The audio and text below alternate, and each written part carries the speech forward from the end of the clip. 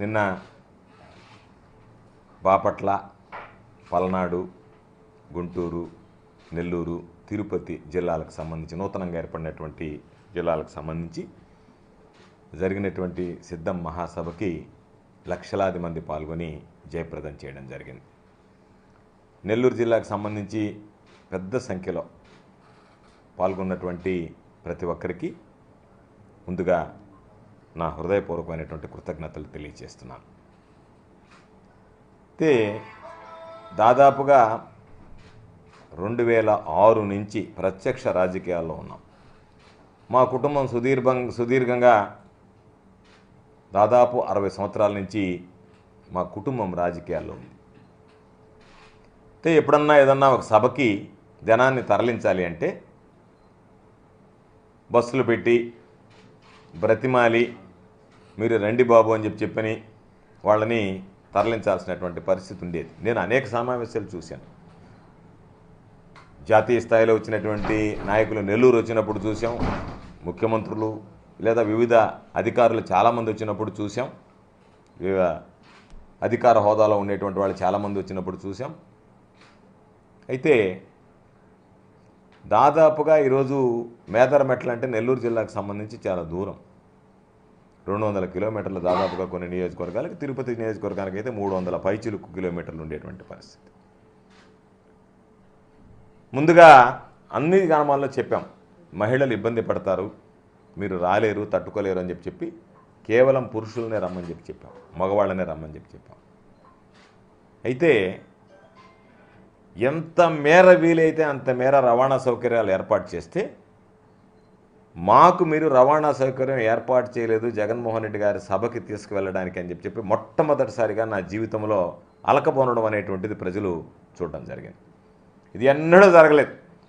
నాయకులు కానీ కార్యకర్తలు కానీ మనం ఇస్తాం దానికన్నా తక్కువ ఇస్తే ఆనందపడిపోయేవాళ్ళు. అబ్బా ఇంతమందిని తరలించాలని చెప్పి అనుకుంటున్నాం, ఇంకా తగ్గించి ఇచ్చారని చెప్పి మొట్టమొదటిసారి నా జీవితంలో ఇచ్చిన దానికన్నా మీరు ఇంకా మాకు ఎక్కువ ఇవ్వలేకపోయారని చెప్పి ఈరోజు ఉదయం కూడా పాపం కొంతమంది ఫోన్ చేసి బాధపడడం జరిగింది.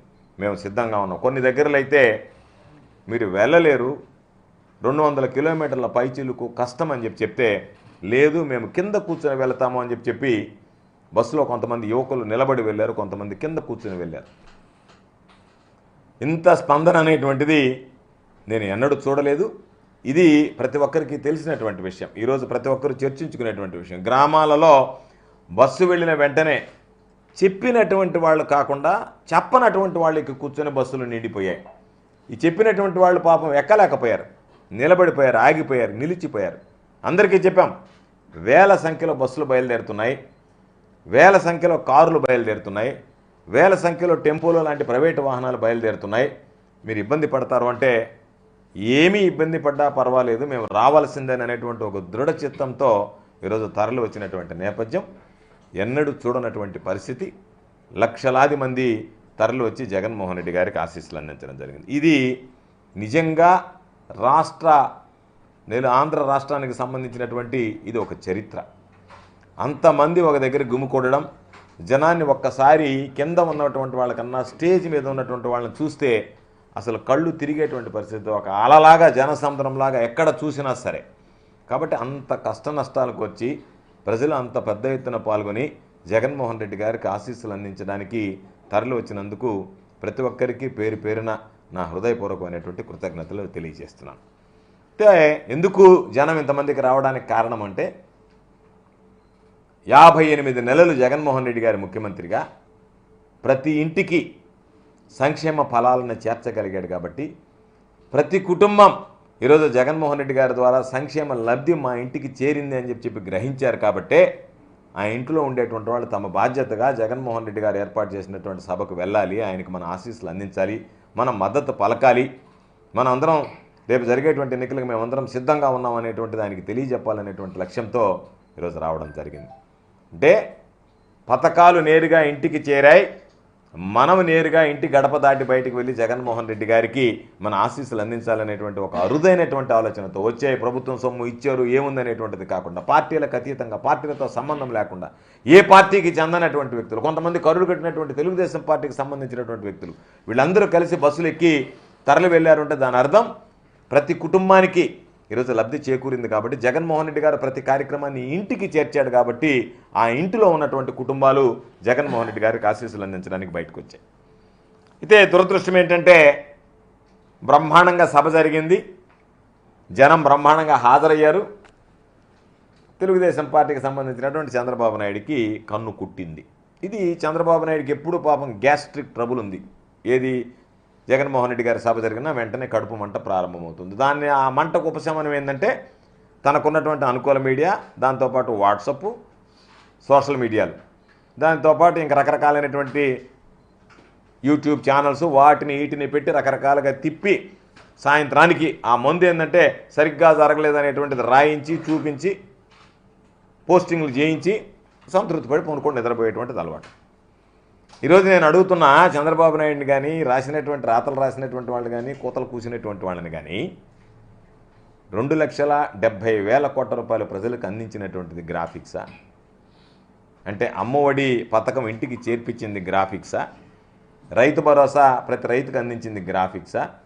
వైఎస్ఆర్ ఆసరా, వైఎస్ఆర్ చేయుత మహిళలకు అందించింది గ్రాఫిక్సా? రజకులు, న్యాయబ్రాహ్మణులు, టైలర్లకు 10,000 రూపాయలు అందించింది గ్రాఫిక్సా? జగనన్న విద్యా దీవెన, వసతి దీవెన విద్యార్థులకు అందించింది గ్రాఫిక్సా? ఇళ్ళు లేనటువంటి నిరుపేదలకు ఇళ్ల స్థలాలు ఇచ్చినటువంటిది గ్రాఫిక్సా? ఇళ్ల స్థలాలు ఇచ్చినటువంటి వాళ్ళకి ఇళ్ళు కట్టించి ఇవ్వడం కూడా గ్రాఫిక్సా? కాబట్టి మీరు ఏదో ఒక విధంగా మీకున్నటువంటి ఆక్రోశం జగన్మోహన్ రెడ్డి గారికి విపరీతంగా జనం వచ్చారనేటువంటి బాధ, దుగ్ధ, ఆందోళన, ఆవేదన, ఆవేశం, ఆక్రందన ఇవన్నీ కలిసి రకరకాలైనటువంటి విమర్శలకి మీరు పూనుకోవడం జరిగింది. అసలు ఈ రాష్ట్రంలో గ్రాఫిక్స్ అనేటువంటి దానికి పేటెంట్ ఎవరికి ఉంది? ఎవరు దాన్ని ప్రమోట్ చేసింది? చంద్రబాబు. చంద్రబాబు ఏ స్థాయిలో దాన్ని ప్రమోట్ చేశాడు? రాజధాని నిర్మాణానికి సంబంధించి ఇంతవరకు రాజధాని పూర్తి చేయకుండానే రాజధాని అద్భుత కట్టడం ఏ విధంగా ఉంటుందనేటువంటి దాన్ని గ్రాఫిక్స్లో చూపించాడు. ఆ గ్రాఫిక్స్లో అద్భుతంగా రాజధానిని చూపించడానికి ఆ రాజధానికి సంబంధించినటువంటి నిర్మాణ నిపుణుల కమిటీలో ప్రముఖ దర్శకుడు అనేటువంటి రాజమౌళిని చేర్చాడు. రాజమౌళిని ఎందుకు చేర్చాడు?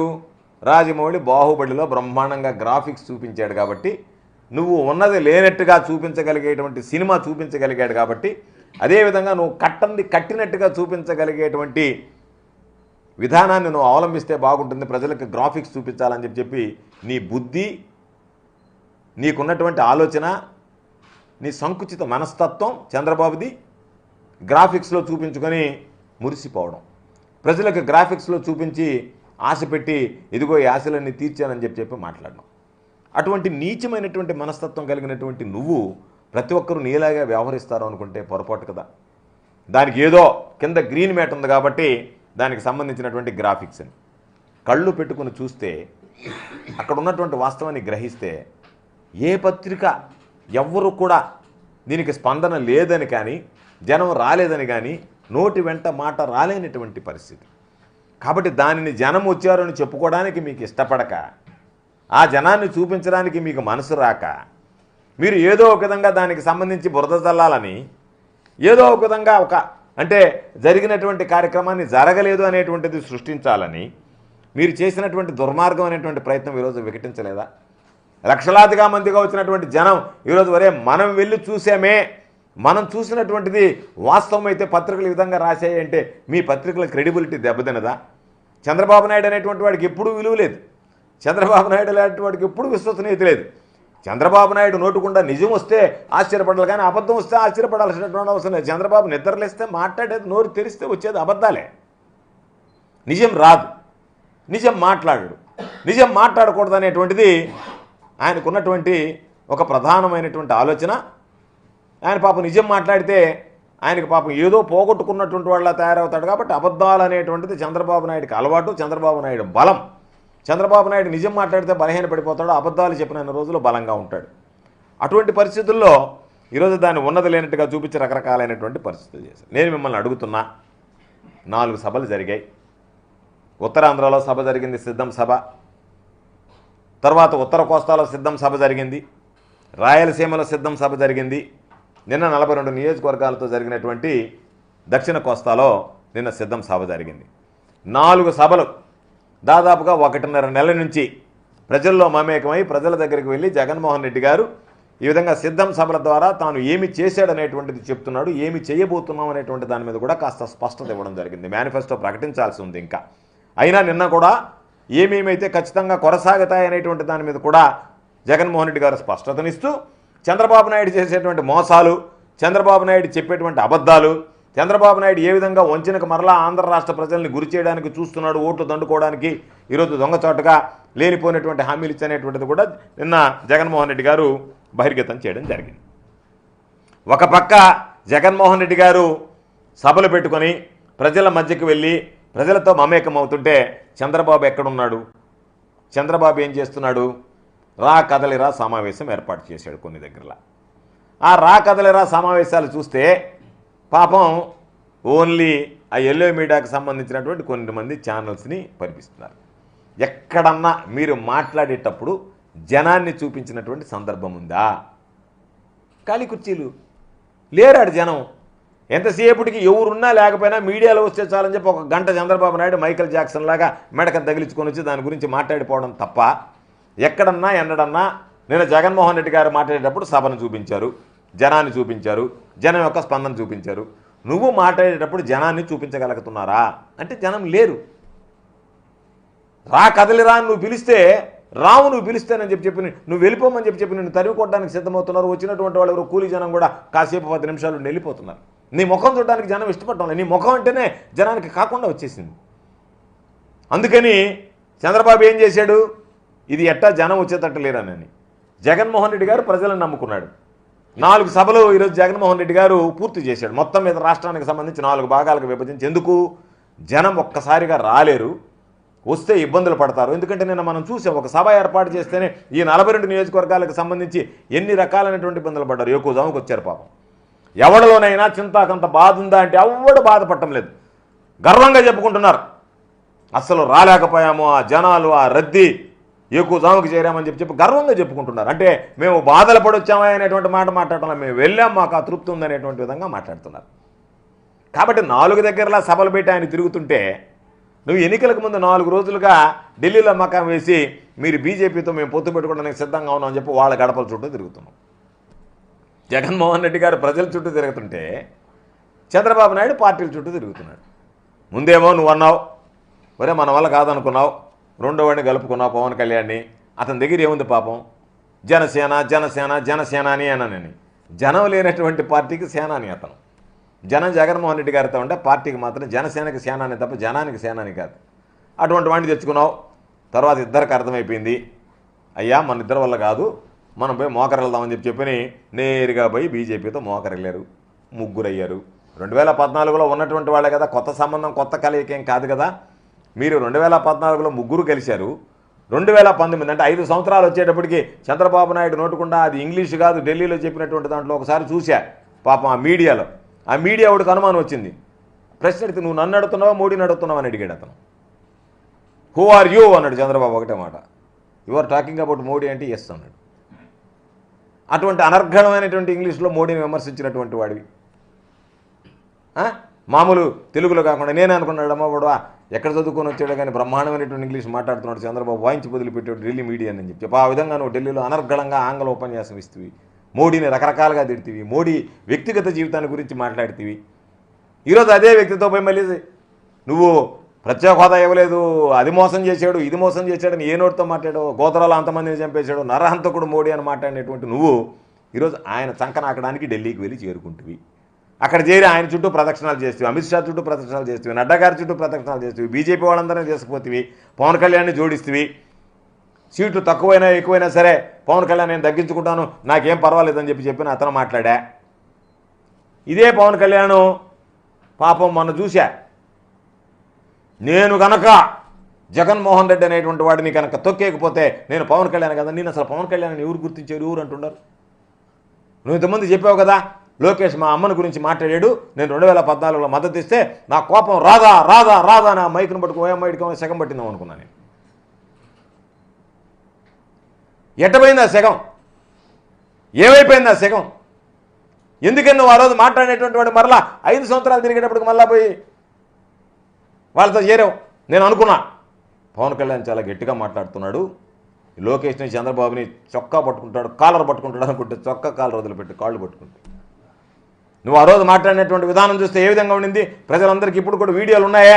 ఓయమ్మ నేరుగా పోయి ఇంటికి పోయి చొక్కా పట్టుకుంటాడేమో, కాలర్ పట్టుకొని లాగుతాడేమో ఒక్కొక్కరిని అనుకుంటే అవి వదిలిపెట్టి కాళ్ళు పట్టుకుంటే లాస్ట్కి వచ్చేటప్పటికి. కాబట్టి 2014లో మీరు ఒకటయ్యారు, 2019 వచ్చేటప్పటికి ముగ్గురు మీద వెరసకపడ్డారు. మరలా 2024 వచ్చేటప్పటికి సిద్ధాంతాలు లేదు, ఏమి లేదు, గెలుపుకి ఏదో ఒక విధంగా మనం బలహీనంగా ఉన్నాం కాబట్టి జగన్మోహన్ రెడ్డి గారిని ఓడించాలంటే ఇవన్నీ మర్చిపోయి మనం అందరం ఒకటయ్యి ఏదో ఒక విధంగా జగన్మోహన్ రెడ్డి గారిని ఓడించాలని చెప్పి సిద్ధాంతం లేదు, నీతి లేదు, నిజాయితీ లేదు, ఏమీ లేదు. అందరు కలిసి ఒకటే మరలా ఈరోజు మేము జగన్మోహన్ రెడ్డి గారి కూటమిగా ఏర్పడి జగన్మోహన్ రెడ్డి గారి మీదకి పోతాము అని చెప్పి మాట్లాడేటువంటి పరిస్థితి ఉంది. కాబట్టి నువ్వు జెండా సభ పెట్టావు, జెండా సభకి జనం రాలే. నువ్వు చంద్రబాబు నాయుడు జెండాలు మార్చుకుంటే జనం మారరు కదా. మీరిద్దరూ జెండాలు మార్చుకున్నారు, ఆయన జెండా నీకు ఇచ్చాడు, నీ జెండా ఆయనకి ఇచ్చావు, బాగానే ఉంది. జెండాలు మార్చుకున్నంత మాత్రమే జనం మారిపోరు కదా. కాబట్టి జనం ఈరోజు వైఎస్ఆర్ కాంగ్రెస్ పార్టీ వైపు చూస్తున్నారు, జనసేన నాయకులు వైఎస్ఆర్ కాంగ్రెస్ పార్టీ వైపు చూస్తున్నారు, తెలుగుదేశం పార్టీ నాయకులు ఈరోజు వైఎస్ఆర్ కాంగ్రెస్ పార్టీ వైపు చూస్తున్నారు. జెండాలు మీరు మార్చుకుంటున్నారు, మీ పార్టీలో ఉండేటువంటి వాళ్ళు పార్టీ మారి వైఎస్ఆర్ కాంగ్రెస్ పార్టీలోకి వస్తున్నారు. మీరు మార్చుకోలేకపోతున్నారు జనాలు వైఎస్ఆర్ కాంగ్రెస్ పార్టీలోకి మారుతున్నారు. కాబట్టి జెండాల సభకు వెళ్ళడం, జనం రాకపోతే ఆ జనం రాలేదనేటువంటి చిరాకులో జగన్మోహన్ రెడ్డి గారి మీదనో వైఎస్ఆర్ కాంగ్రెస్ పార్టీ మీదనో విరుచుకుపడడం ఇవన్నీ సరైనటువంటివి కాదు. ఈరోజు జగన్మోహన్ రెడ్డి గారి పనితీరు నచ్చింది కాబట్టి, జగన్మోహన్ రెడ్డి గారు ప్రజలను మెప్పించగలిగాడు కాబట్టి, జగన్మోహన్ రెడ్డి గారు 58 నెలల పాటు అండగా నిలవగలిగాడు కాబట్టి ఎన్నికలు వస్తున్నాయి, నాకు ఆశీస్సులు అందించండి అని అంటే కని విని ఎరుగని రీతిలో పెద్ద ఎత్తున భారీగా లక్షల సంఖ్యలో జనం తరలి వెళ్ళి ఎన్ని ఇబ్బందులైనా సరే పడతాం, ఓర్చుకుంటాం, భరిస్తాం జగన్మోహన్ రెడ్డి గారి కోసం, జగన్మోహన్ రెడ్డి గారికి మేము సంఘీభావం తెలియజేస్తామని చెప్పి అంత పెద్ద ఎత్తున విచ్చేసి ఈరోజు సిద్ధం సభను జయప్రదం చేస్తే చేతగాక చేష్టలుడిగి జనం రాక, జనాన్ని మీరు మిమ్మల్ని చూడడానికి జనం ఇష్టపడక, మీ ముఖాలు చూడడానికి, మీ నిర్ణయాల పట్ల జనంలో వ్యతిరేకత వ్యక్తమవుతుంటే ఏ ఒక్క సర్వే అయినా మీకు అనుకూలంగా నేషనల్ స్థాయిలో జరిగేటువంటి ఏ సర్వే జరిగినా సరే ఇది వైఎస్ఆర్ కాంగ్రెస్ పార్టీకి సంబంధించినటువంటి సర్వే. ఎవడో ఒకడు ప్రశాంత్ కిషోర్ లాంటి తీసుకొచ్చి, ప్రశాంత్ కిషోర్ అనేటువంటి వాడు గతంలో వైఎస్ఆర్ కాంగ్రెస్ పార్టీకి పనిచేసాడు, ఈరోజు మీతో పాటు ఉన్నాడు. లోకేష్ పాపం చంద్రబాబు నాయుడు బీహార్ ఆయన వచ్చాడు అది ఇదని చెప్పి ఆయన గురించి మాట్లాడావు, మళ్ళీ ఆ బీహార్ ఆయన నీకు గెత్తయ్యాడు. ఈరోజు మరలా తీసుకెళ్ళి మళ్ళీ పాపం నీ కొడుకు దగ్గరుండి తీసుకెళ్ళి ఇంట్లో నీతో మాట్లాడిచ్చాడు. నేను నేరుగా చేయలేను, నేను ఇండైరెక్ట్గా చేస్తానని చెప్పాడు అతను. డైరెక్ట్గా నేను చేయలేను, నీకు చేసినప్పుడు నువ్వు గెలవనని. ఆ ఇండైరెక్ట్గా ఆయన చేయమంటే ఆ ఇండైరెక్ట్గా ఆయన ఒక దానికి రావడం, అక్కడ ఆయన ఉపన్యాసం చేయడం, ఆయన చెప్పడం, ఆయన వెళ్ళడం. ఈరోజు గతంలో వైఎస్ఆర్ కాంగ్రెస్ పార్టీ ఆ రోజు కన్నా ఈరోజు ఎంత బలంగా ఉందనేటువంటిది ప్రజలను చూస్తే అర్థమవుతుంది, నేను జరిగినటువంటి సభలను చూస్తే అర్థమవుతుంది, సభకు వచ్చేటువంటి జనాన్ని చూస్తే అర్థమవుతుంది. కాబట్టి ఏది ఏమైనా మరలా 2024 ఎన్నికల్లో వైఎస్ఆర్ కాంగ్రెస్ పార్టీ సునామీ సృష్టించబోతుంది, విజయదుందుబి మోగించబోతుంది. భారీ సంఖ్యలో ఈరోజు పోయినసారి గెలిచినటువంటి కన్నా అభ్యర్థులు ఇంకా మెజార్టీలు పెరుగుతాయి, సీట్లు పెరుగుతాయి. గతంలో వచ్చినటువంటి 151 సీట్ల కన్నా సీట్లు పెరుగుతాయి, మెజార్టీలు పెరుగుతాయి. మరలా వైఎస్ఆర్ కాంగ్రెస్ పార్టీ తిరుగులేనటువంటి శక్తిగా ఆవిర్భవించి జగన్మోహన్ రెడ్డి గారు ముఖ్యమంత్రిగా ప్రమాణ స్వీకారం చేయడం ఖాయమనేటువంటి సందేశాన్ని నిన్న సిద్ధం సభతో ప్రజలు అందరికీ కూడా తెలియజెప్పడం జరిగింది అని చెప్పి నేను భావిస్తున్నా, విశ్వసిస్తున్నా. తప్పనిసరిగా జగన్మోహన్ రెడ్డి గారికి ప్రజల అండదండలు ఉన్నాయనేటువంటిది నిన్న జరిగినటువంటి సిద్ధం సభతో తేలిపోయిందని చెప్పి ఈ సందర్భంగా స్పష్టం చేస్తున్నాను.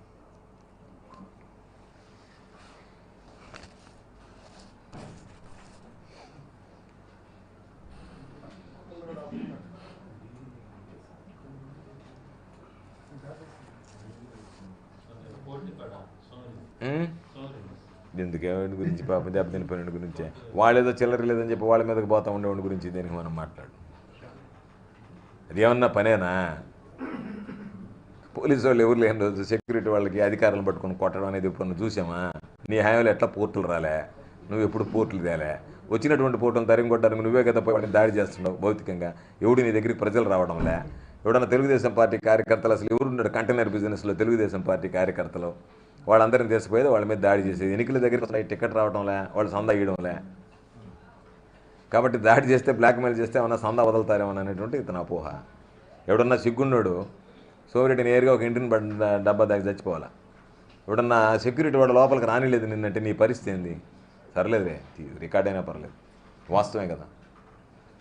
ఒక సెక్యూరిటీ వాడు నిన్ను నిరోధించాడు, సెక్యూరిటీ వాడు నిన్ను లోపలికి రానిలేదంటే దాని అర్థమైంది.